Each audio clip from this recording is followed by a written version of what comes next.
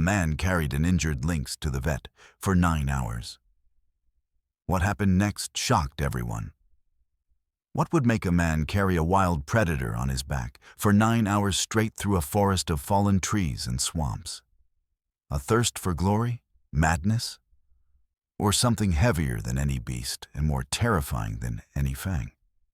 This story did not begin when gamekeeper Alexei Voronov found a lynx bleeding to death in the forest. It began many years ago in a different hell, where the price of a mistake was measured not in money, but in human lives. But he had no idea about that yet. Right now, only 2 things existed for him: the burning weight on his shoulders and a single thought pounding in his temples in time with his heartbeat. To get there, before we continue, let us know which city you are from. We are interested to know where our videos are being watched. Don't forget to subscribe to the channel and leave your rating. This motivates us to make new and interesting videos. Well, let's get started. His shoulders were burning. Every step was accompanied by a dull pain in his skin, which was rubbed raw and bleeding. Alexei Voronov, a 42-year-old man with a face weathered by wind and sun, no longer felt thirst or fatigue. All of this merged into one long hum. On his back, in a makeshift cradle made of storm trousers, lay almost 12 kilograms of warm flesh that smelled of blood and forest. The young lynx did not move. Only occasionally did her body shake with a slight tremor. And then Alexei stopped, listening to her barely audible breathing. The poacher's trap had crushed her hind leg. It was made of steel with jagged edges, the kind used not for hares, but for large animals. For animals that could be sold for a high price. Alexei cut the trap with his knife, but he knew she wouldn't survive in the forest. Infection, predators, hunger. He had seen too many deaths to allow another one, so painful and meaningless. He had been walking for 8 hours. The sun hanging over the tops of the pine trees began to sink toward the horizon, painting the sky in alarming shades of red. The forest, his home and refuge, had turned into an enemy. Branches whipped his face, leaving bleeding scratches. His feet were stuck in the swampy mud, which squelched as if trying to pull him into its depths. Images that he had tried to bury for years floated into his mind. The roar of an explosion, the smell of gunpowder and fear, and the same weightless heaviness on his shoulders, the body of his comrade whom he had carried out of the fire. He hadn't made it then. That image haunted him, drove him forward, forced him to keep moving when his muscles refused to obey.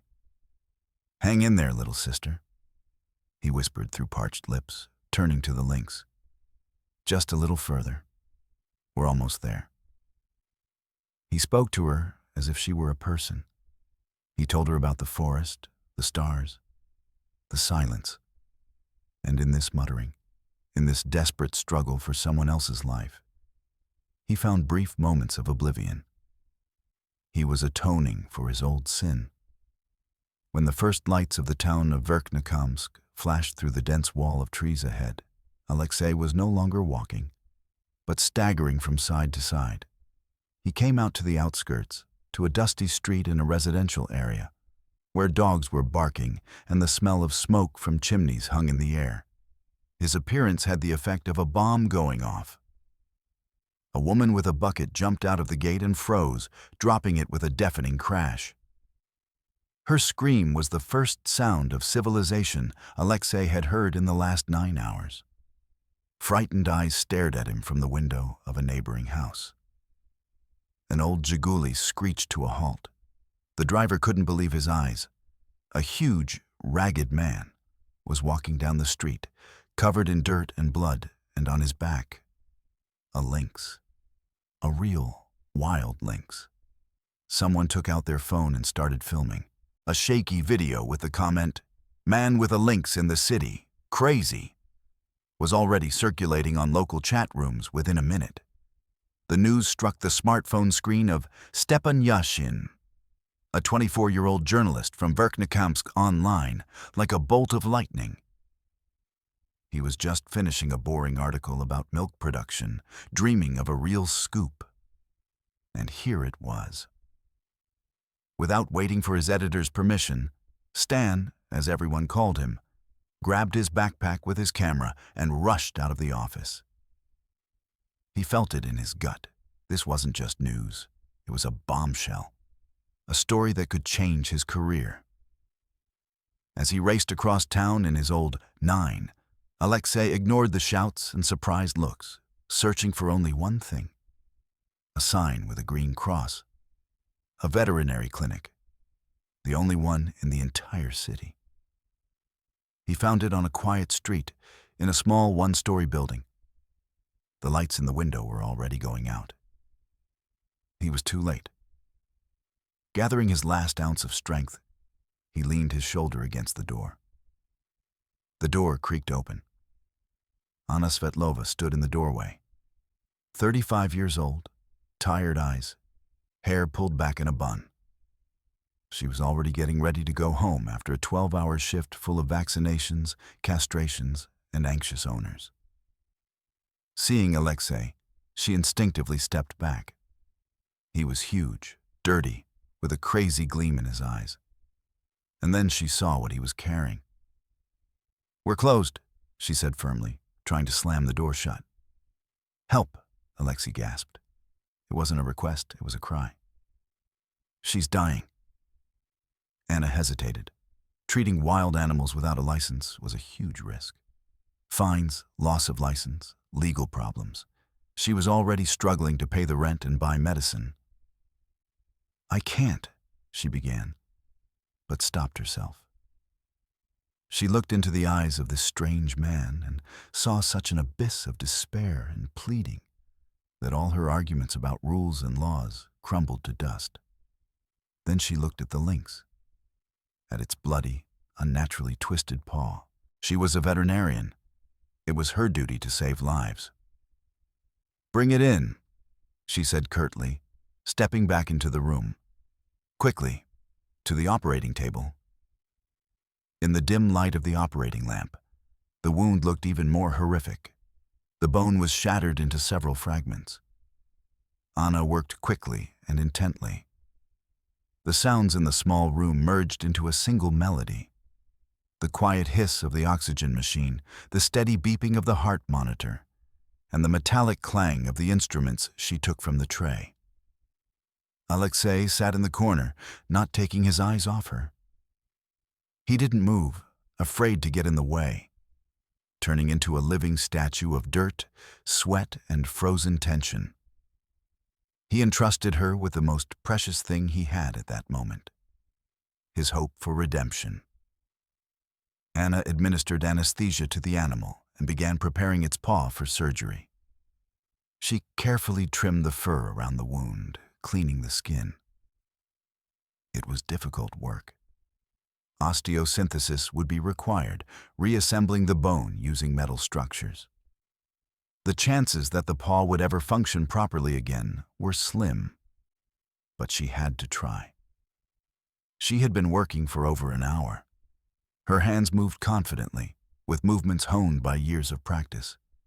Connect the fragments, fix them with a plate. Suddenly, her fingers felt something strange on the animal's neck, under the thick fur. Not a tick, not a tumor. Something hard, elongated, right under the skin. Curiosity got the better of her. She took the clippers and shaved off a small patch of fur. An old, barely visible scar was visible on the skin, and underneath it, a foreign body was clearly palpable. Anna's heart began to beat faster. She had seen this before, but on purebred dogs and cats. It looked like a microchip. Where did a wild forest lynx get a chip? She took an old scanner from the shelf, which she used maybe twice a year. Holding it up to the lynx's neck, she didn't expect anything. But the device beeped and numbers lit up on its small screen. A 15-digit code. Anna connected the scanner to her laptop. Her fingers trembled slightly as she typed the number into the database. The second of waiting seemed like an eternity. And then the information appeared on the screen. A photo. Nickname, Ira. Age, 1.5 years old. Breed, Eurasian lynx. Distinguishing features, small scar on left ear. Owner, Northern Forest Private Rehabilitation Center. Status, attention, animal stolen. Large reward offered for information. Anna leaned back in her chair, catching her breath. This changed everything. Absolutely everything. Lying on her operating table was not just a wild animal. It was evidence. Evidence of a serious crime. And the man in the corner who had brought it to her was either a hero or an accomplice. She looked up at him. He was still sitting there, motionless, his gaze filled with nothing but exhausting anticipation. Meanwhile, Stepan Yashin was already in Verkhnekhamsk. He hadn't found the man with the lynx. He seemed to have vanished into thin air. But he did find dozens of witnesses. The video of his appearance had racked up thousands of views. The comments were full of theories. Poacher, madman, rescuer. Stan understood that simply finding this man was not enough. He needed to understand where the lynx had come from. He began calling hunting grounds and nature reserves. Everywhere he got the same answer. Everything was quiet. There had been no incidents involving lynxes. But one call gave him a lead. An old hunting expert, upon hearing the description of the trap mentioned by witnesses, chuckled into the phone. Only the Bagrovs have such things around here. They're expensive, imported. Ordinary hunters can't afford them. The name Bagrov was known to everyone in the Zaleski district. Viktor Sergeyevich Bagrov. Owner of a sawmill, hunting grounds, and, according to rumors, half the town. A man no one wanted to mess with. Stepan was gripped by excitement. The story was getting dangerous. And that meant it was getting even more interesting. The operation was nearing completion. Anna managed to set the bone. She was putting on the last stitches when the clinic door suddenly swung open. Viktor Bagrov was standing in the doorway. Anna had seen him before in photos in the local newspaper. He had a stern gaze, an expensive jacket, and smelled of expensive cologne, which clashed with the smell of antiseptics. Behind him loomed two bull-like figures. "Good evening, Anna Viktorovna," Bagrov said gruffly, entering without invitation. His eyes slid over Alexei, then stopped on the lynx lying on the table. Not a single muscle moved on his face. "I hear you have a rare animal here. Need any help? Financial help?" Alexei slowly got up. His body tensed like a coiled spring. He was silent, but his whole demeanor said he was ready for a fight. "We'll manage," Anna replied coldly, standing between Bagrov and the operating table. Bagrov smiled. "I have no doubt about your professionalism. But animals, you know, sometimes don't survive such injuries. Anything can happen. And I'm willing to pay for your trouble. Well pay. Let's just say, enough so that you can finally renovate and buy new equipment." The offer was direct and cynical. He was offering her money to let the lynx die, to let the main piece of evidence disappear. Anna looked at Bagrov's heavy, shiny face, then at her hands in sterile gloves, stained with the blood of the rescued animal. Her clinic smelled of medicine and life, and these people brought with them the smell of money and threats. She straightened up, feeling her fatigue drain away, replaced by a cold, ringing rage. "My job is to heal," she said in an even, emotionless voice. "Not to bargain.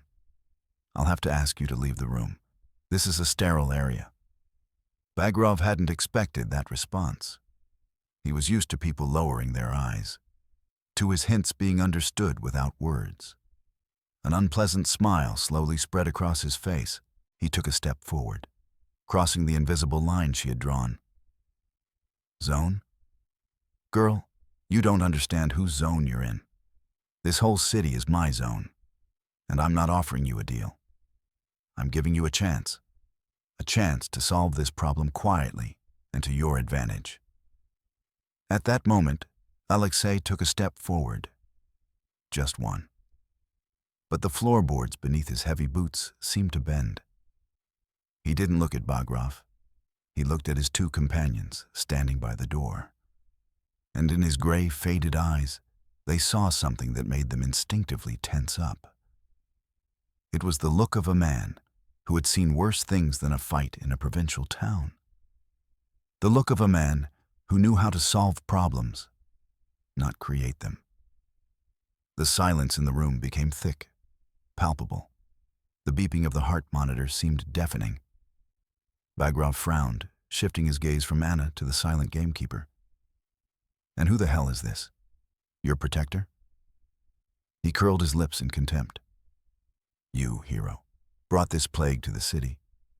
You should be put on trial for this. Alexei remained silent. He just stared.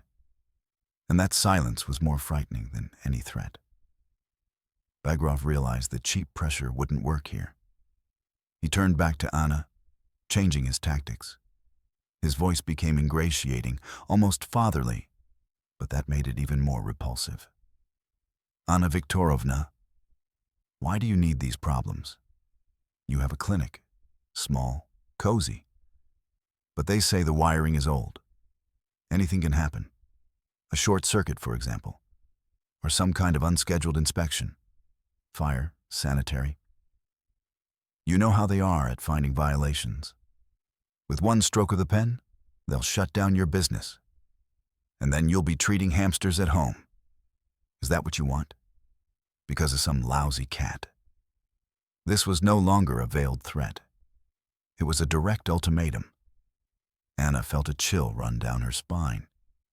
He could do it. Everyone in town knew that Bagrov could do anything. She glanced quickly at her phone lying on the table next to her laptop. It was so close and yet so far away. Meanwhile, Stan Yashin was driving around the streets at night, trying to piece together the puzzle. Witnesses, video, a call to the gamekeeper. Everything pointed to Bagrov's property. But these were only circumstantial clues. He needed facts, ironclad facts. Suddenly, his phone vibrated. An anonymous number, a short message. The warehouse behind the sawmill. The cages. Hurry. The journalist's heart pounded. This was it. His chance. He knew this warehouse, a huge, abandoned-looking building that Bagrov used for his shady dealings. If there really were cages there, it wouldn't be just rumors anymore. It would be direct evidence. Without a second thought, Stan turned the car around and stepped on the gas. But another thought wouldn't leave him alone. The man with the links. Where had he gone? The only veterinary clinic in town. He should have gone there. Stan slammed on the brakes. The warehouse or the clinic. A scoop there or here. He had to make a choice, and he made it. Turning around again, he sped toward the street where, according to his information, Svetlova's clinic was located. In the operating room, the tension reached its peak. "I'll give you 5 minutes to think," said Bagrov, taking a pack of expensive cigarettes out of his pocket. "Then we'll talk." His guards blocked the exit. Anna was trapped. She knew it was useless to scream. No one would hear her. She looked at Alexei. He nodded slightly, as if reading her thoughts. He needed to give her a second. Just one. He turned his heavy gaze to Bagrov. "A trap," he said, his first words in a long time. His voice was hoarse but firm as granite. "Model BOBCAT 5M, double spring and alarm. The special forces use these for traps. Where did you get it in the forest, businessman?" Bagrov was taken aback. He hadn't expected such knowledge from a ragged forester. The question hit the mark. He frowned, staring at Alexei's face. "Who are you?" he hissed. And at that moment, while everyone's attention was focused on Alexei, Anna took a few quick steps toward the table, pretending to check the instruments. Her hand slid to her smartphone. She couldn't call, that would be too obvious. But she managed to type a short message to Stan, whose number she had from the interview about stray animals. "The clinic. Bagrov is here. He's threatening me. Urgent." She pressed send just before one of the guards stepped toward her. "Hands on the table," he growled. But it was too late. The message had been sent. "Time's up," Bagrov stated, throwing his half-smoked cigarette on the clean tile floor and grinding it out with the toe of his expensive shoe. "That means the hard way. Guys, explain to the doctor that she's wrong. I'll deal with you later, you little devil." Two of his henchmen moved forward. One went to Anna, the other to Alexei. Alexei didn't wait. He didn't make any sudden movements.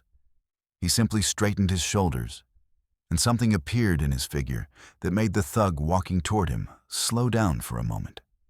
The small room was filled with the smell of real, deadly danger. Anna pressed herself against the operating table, shielding the links with her body. It seemed that something irreparable was about to happen. Suddenly, the ringing silence was broken by a sound that made everyone freeze. Outside, on the street, there was a piercing screech of brakes. The car stopped so abruptly that it seemed to have crashed into an invisible wall. A door slammed. Quick, heavy footsteps rushed toward the clinic. Everyone in the room froze, turning their heads toward the door. Help or a new threat? The police, whom she hadn't called? Or Bagrov's backup? The door flew open with such force that it hit the wall. Standing in the doorway, breathing heavily, was Stan Yashin. In one hand, he clutched a smartphone, already recording. In the other, a massive professional camera. His eyes darted feverishly around the room, instantly assessing the situation. A frightened female veterinarian, a huge, silent man who looked like a forest hermit. And in the center, Viktor Bagrov with his entourage. Jackpot. He had landed right in the eye of the storm. "Viktor Sergeyevich, good evening," Stan said loudly and deliberately cheerfully, raising his smartphone. The red recording light burned like a predatory eye. Internet publication, Verkhnekhamsk Online. "Do you have a minute for a comment? Our readers are interested in what such a respected person is doing at a veterinary clinic at this late hour. Is your hamster sick?" The appearance of a journalist with a camera took Bagrov completely by surprise. He was momentarily taken aback, his face contorted in a grimace of rage. He was used to resolving issues in silence, not under the glare of a camera lens. His bodyguards froze in indecision, waiting for orders. "Turn off the camera, puppy," Bagrov hissed, taking a step toward Stan, "or I'll shove it so deep inside you that you'll never remember it again." Stan didn't back down. Adrenaline drowned out his fear. He knew that the camera was his only protection. "Is that a threat, Viktor Sergeyevich? Am I understanding correctly? A threat to a journalist in the line of duty. Excellent. That will also go in the report. Now back to my question. What are you doing here? I hear that a wounded lynx was found on your property. A rare animal, listed in the Red Book. You don't happen to know anything about it?" Every word Stan uttered was like a lash of a whip. He spoke deliberately loudly to attract attention. He was bluffing. He had no direct evidence, only guesses. But Bagrov's reaction told him more than any documents could. The businessman realized that the situation was getting out of control. A public scandal was the last thing he needed. "I came to offer my help," he blurted out, trying to feign noble concern. "I heard that you rescued a rare animal. I decided to support the doctor financially. And you young people are always looking for dirt where there is none." "Financial support? Or to silence you?" Stan wouldn't let up. He took a step to the side so that Anna and Alexei were both in the frame. "Anna Viktorovna, were you pressured? Did this man threaten you?" Anna looked at Bagrov, then at the red light on the camera. The fear hadn't gone away. It sat inside her like a lump of ice. But something else appeared alongside it. Determination. She was no longer alone. She looked at the laptop, which was still open on the page with the data from the database. And she made a decision. "It's not just a lynx," she said firmly and clearly, so that the smartphone microphone could pick up every word. "There's a female named Ira on the operating table. She was kidnapped a year ago from the Northern Forest Rehabilitation Center. She has a microchip under her skin. Here." She turned the laptop screen toward Stan's camera. "All the data is here. And I think the police and the owners of the center will be very interested in how a stolen animal ended up in a trap near Mr. Bagrov's hunting grounds." It was a bombshell. A piece of information that exploded right there in the small operating room. Bagrov turned pale. Poaching was one thing, but stealing a valuable animal from influential people in the capital was quite another. This was no longer a local issue, it was a federal scandal. He realized he had lost. He had lost completely to this stubborn female veterinarian, the silent ghoul, and the insolent brat with the phone. His gaze darted to the exit. He had to leave. Immediately. "Nonsense," he said, trying to save face. "Sort it out yourselves with your lunatics." He spun around and moved toward the door, pushing his bodyguards aside. "We're leaving." But at that very moment, the silence of the night street was pierced by a sound that put an end to the scene. It was the piercing wail of a police siren. It was getting closer. Fast. It turned out that Anna, while sending a message to Stan, had managed to press the emergency number 112. She didn't say anything, just left the line open. The dispatcher, hearing muffled voices and threats, reacted instantly and sent the nearest patrol to the clinic's address. Seeing the blue flashing lights outside the window, Bagrov finally realized that he was trapped. As steel and merciless as the trap that had caught the lynx. His attempt to break through to the exit was thwarted by 2 police officers who entered the clinic. "What's going on here?" the senior sergeant asked sternly, looking around at those present. Stan didn't turn off the camera. "An arrest is in progress, Comrade Sergeant," he said cheerfully. "Or rather, it should be. Meet Viktor Sergeyevich Bagrov. I have reason to believe that he is involved in illegal hunting and the theft of an animal from the Red Book."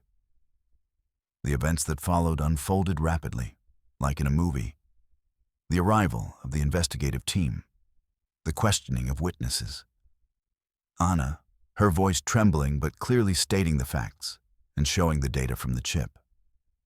The silent Alexei, who confirmed her words and described in detail where he found the lynx and the type of trap. And Stan, who was reporting live from the scene, broadcasting everything on the internet. His stream gained hundreds, then thousands of views.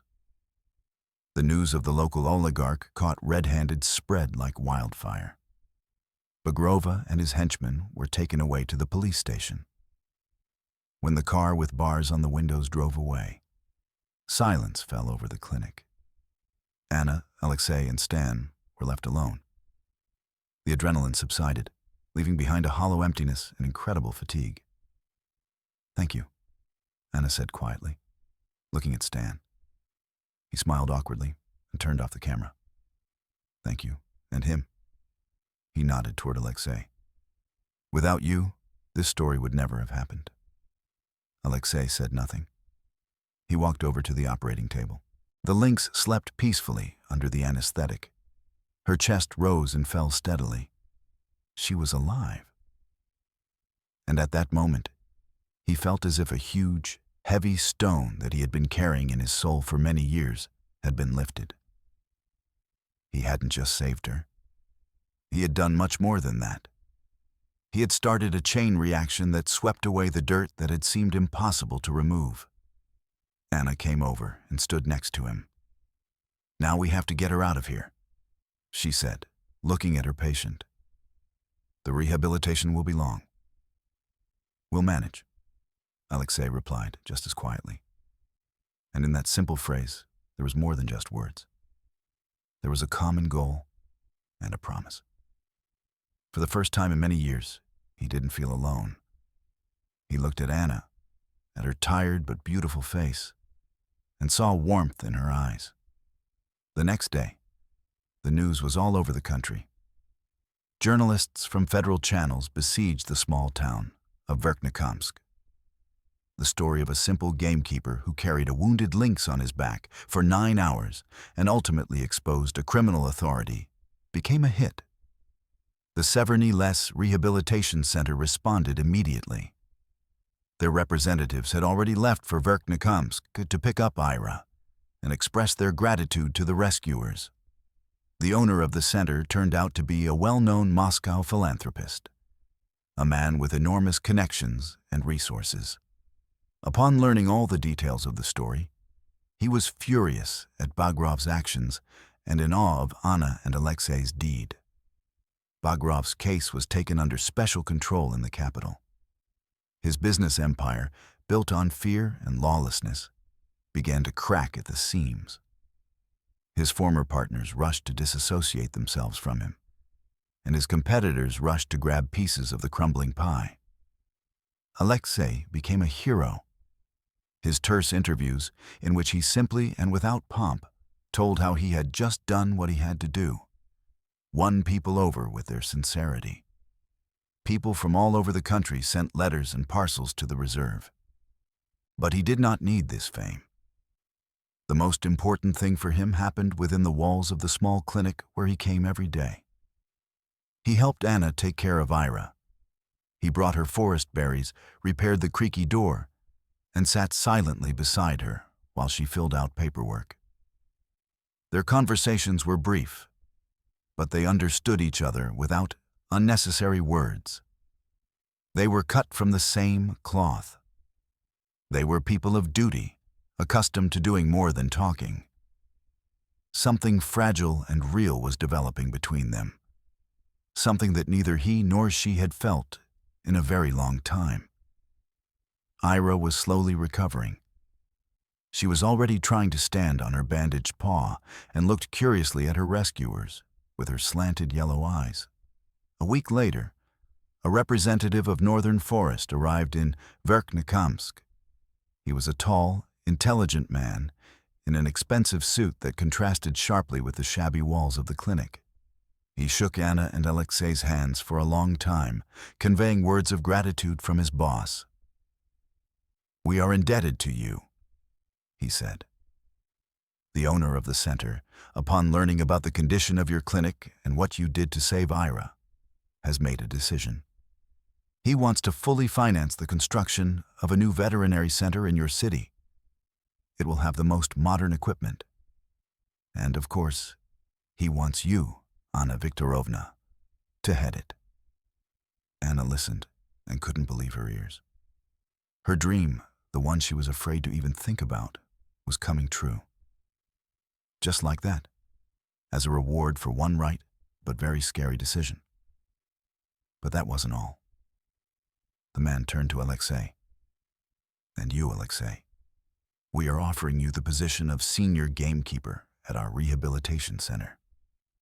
We have a huge territory and dozens of animals. We need people like you. And you will be able to be close to Ira. Watch her make a full recovery." A door to a new life was opening before Alexei. A life where his experience and his love of nature were needed. A life where he could be among his own kind. But this new life was far away. far from Verkhnekhamsk, and far from Anna. The offer sounded like a gunshot in the deafening silence of the small clinic. A new life, a prestigious job, a chance to leave the past behind and start with a clean slate. For anyone else, it would have been a gift from fate. But Alexei Voronov wasn't looking at the dapper representative from Moscow. He was looking at Anna. He saw the joy for him fighting with a shadow of sudden sadness on her face. And he realized that his forest, his refuge, had taken on concrete shape over the last few days. These weren't just trees and paths. It was the sky reflected in her eyes when she smiled. He was silent for so long that the man in the suit coughed slightly, waiting for an answer. Anna lowered her gaze, afraid to reveal her feelings.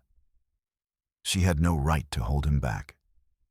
Life doesn't give you chances like this twice. "I'll think about it," Alexei finally said. His voice was even, but Anna detected unfamiliar notes of doubt in it. The representative nodded understandingly. "Of course, take your time, but we're counting on you."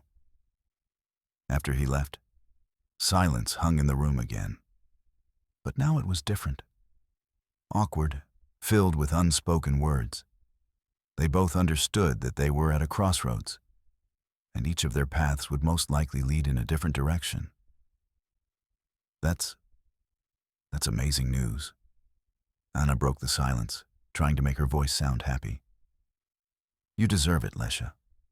Like no one else." It was the first time he had heard her call him by his first name. Not Alexei, but simply Lesha.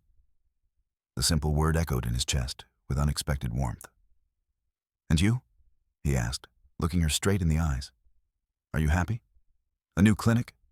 Everything you've ever dreamed of?" "Yes," she nodded, but her smile didn't reach her eyes. "Yes, it's incredible."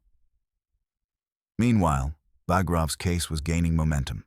Investigators from the capital got involved, and the businessman's old sins began to surface one after another. Illegal logging, land fraud, pressure on competitors. The story with the links became the thread that unraveled the whole ball of his criminal activity. His former patrons in the district administration hastily went on sick leave and then resigned. Bagrov's empire collapsed like a house of cards, burying those who had fed off him for so long under the rubble. Stan Yashin became a star. His report was reprinted by all the leading media outlets. He was offered a job at a major Moscow publication. He was leaving in a week. Before leaving, he stopped by the clinic to see Anna.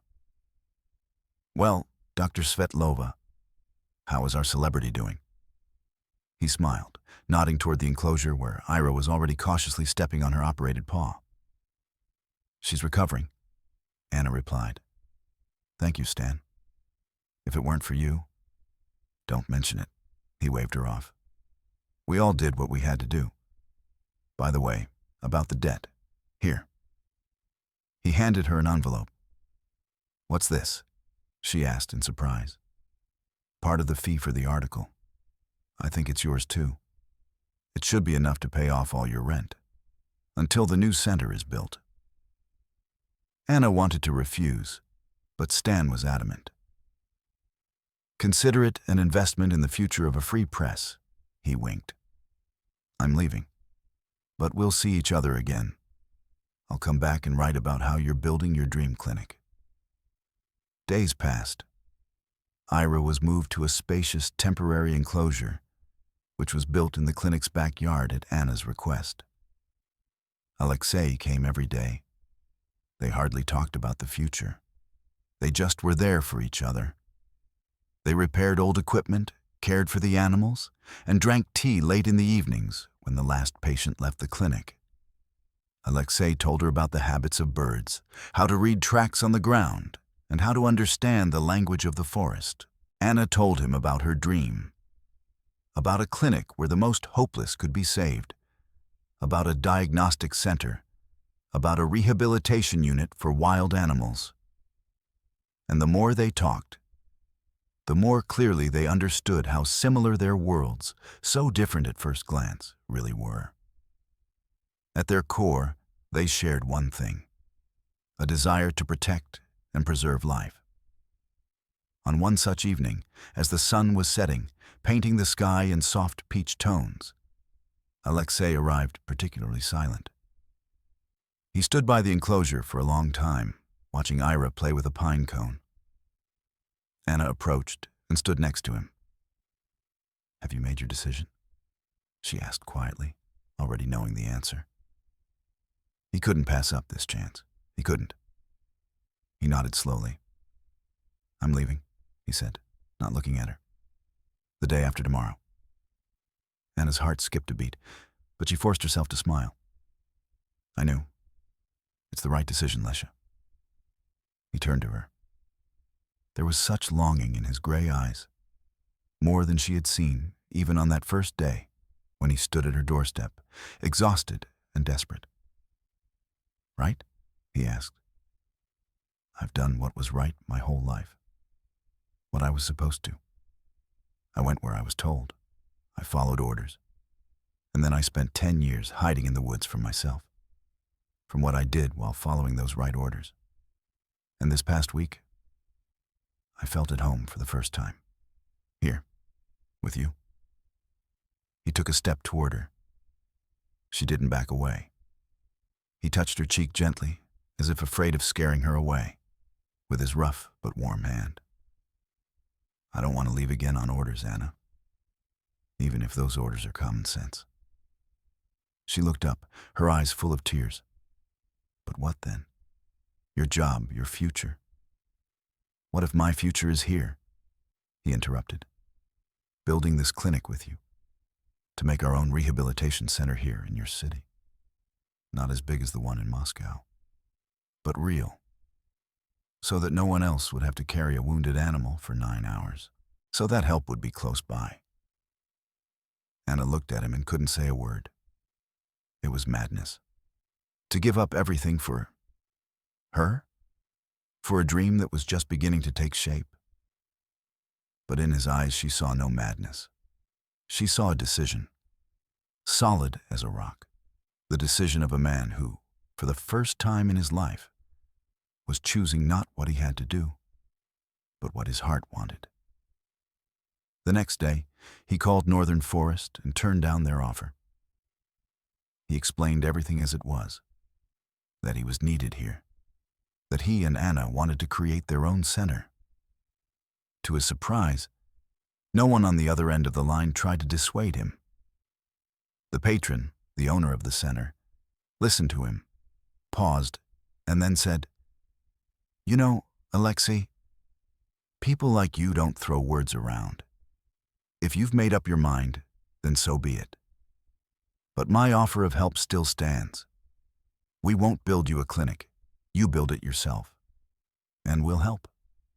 With equipment, specialists, consultations. Consider that your future center has a strong partner." It was even better than they could have dreamed.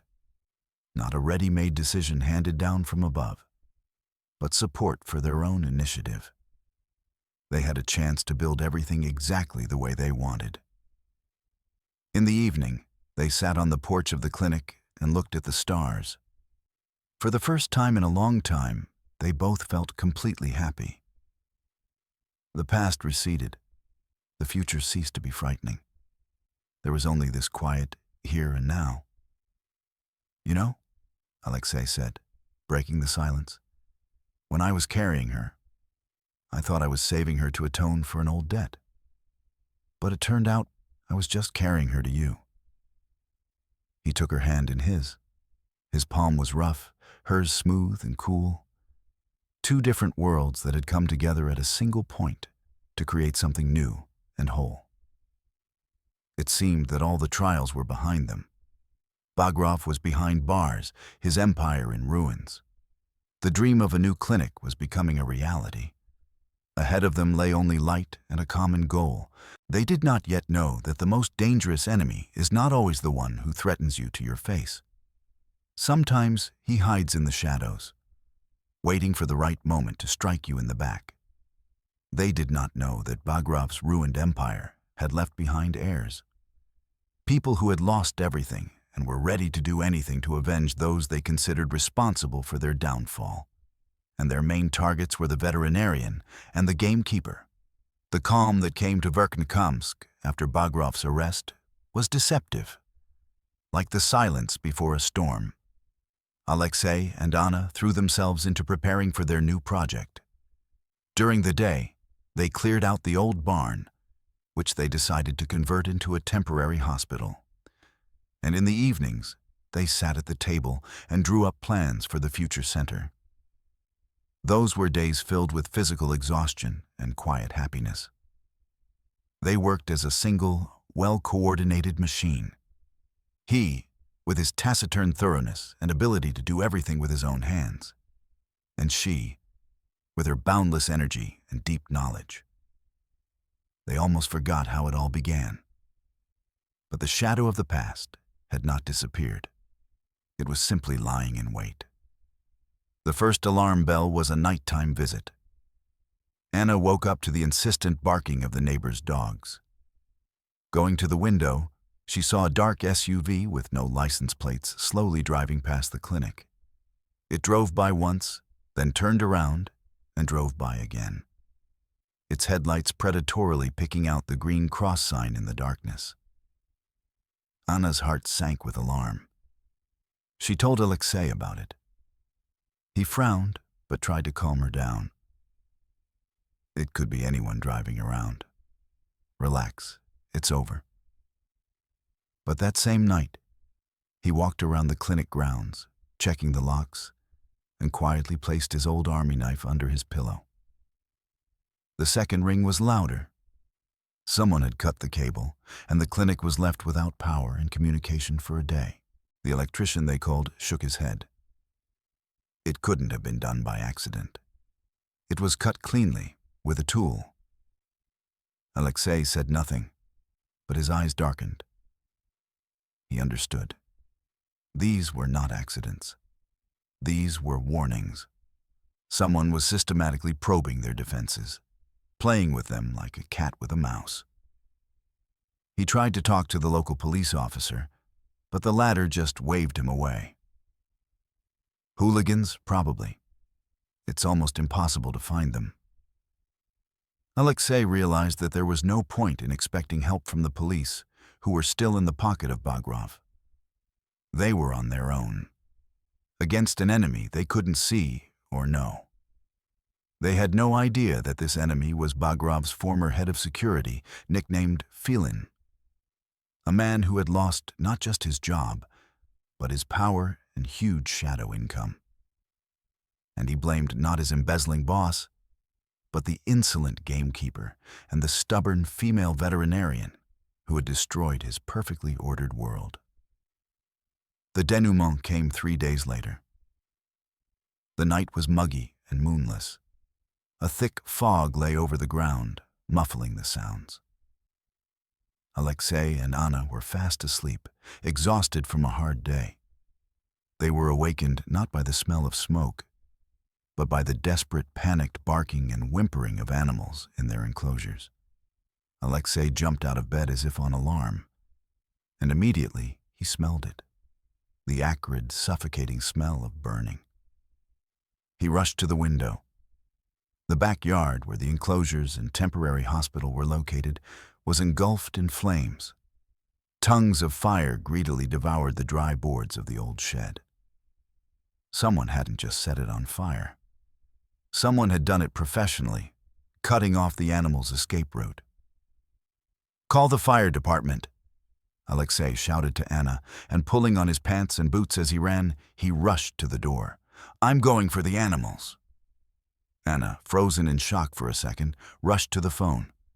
Alexei flew out into the street. The heat hit his face. The air was filled with the deafening roar of the fire and the panicked cries of frightened animals. He grabbed a crowbar, broke the locks on several cages, and released the dogs and cats, which immediately scattered into the darkness, away from the fire. But the main cage, where Ira was already surrounded by flames. The fire cut off his path to her. The lynx was pacing around the cage, growling in terror and pain. "Lesha, no!" Anna screamed, running out onto the porch. "You'll burn!" But he couldn't hear her anymore. Only one thought was in his head.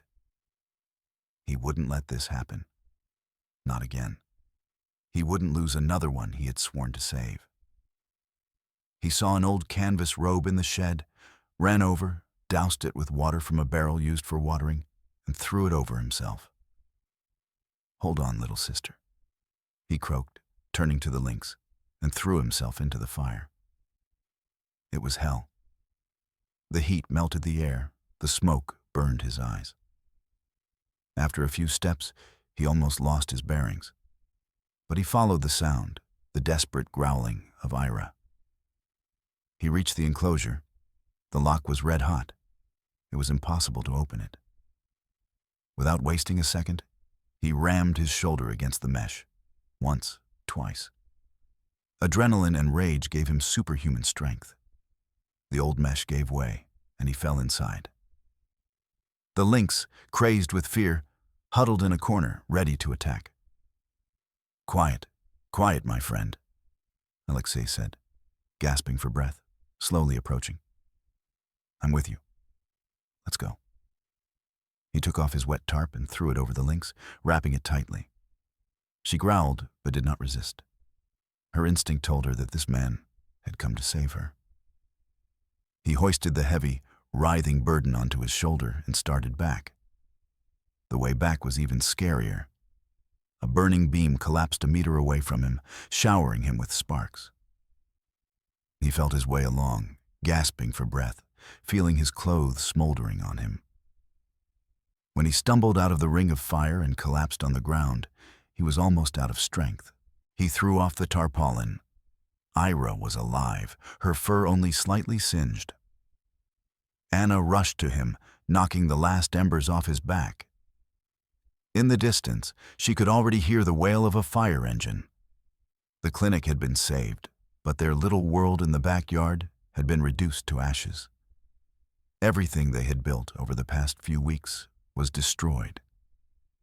In the morning, standing among the smoking ruins, they both realized that this was not just arson. It was an attempted murder, and it would happen again. The despair was so thick you could touch it. At that moment, Anna looked at Alexei. His face was covered in soot. His hands were burned, but there was no fear in his eyes. There was cold, hard determination. "They crossed the line," he said quietly. "Now it's my move." He took out his phone and dialed the number he had saved since their last meeting. "Stan? It's Voronov. I need your help. The war isn't over." Stan responded immediately. The story of the clinic arson and the miraculous rescue of the lynx went viral again. But this time, the report was different. It was not only filled with excitement, but also asked a direct question. Who was behind it? Who was trying to silence the heroes?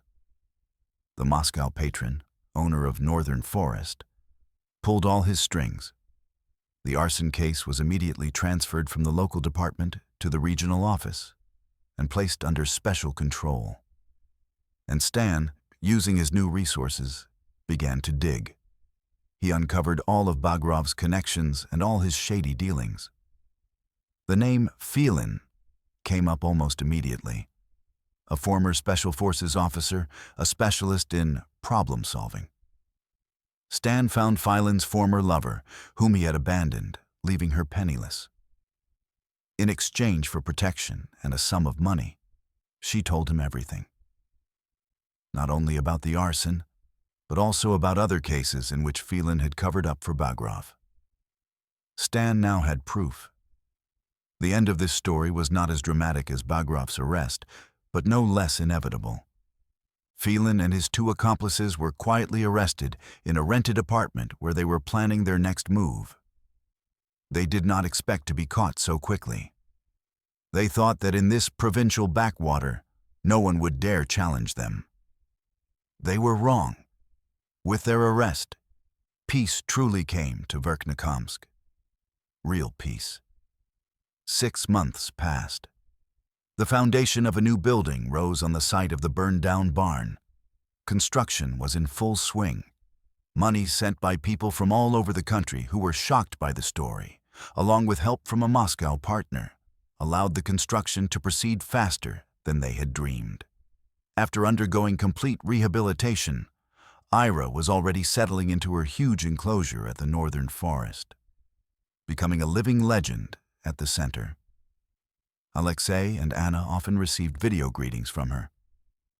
They stood on the porch of the old clinic, embracing each other, and watched as workers erected the walls of their shared future. The 9-hour journey that began in a remote forest had brought them here. To this quiet sunset, to this feeling of home, to this strong and unbreakable us. Alexei looked at Anna, at her smile, and realized that his personal war, which had lasted for many years, was finally over. He had won. He had carried his heaviest burden. He had carried himself to a new life. What do you think? Was it worth it for Alexei to give up a prestigious job in Moscow for an uncertain future with Anna? Or did he make a mistake?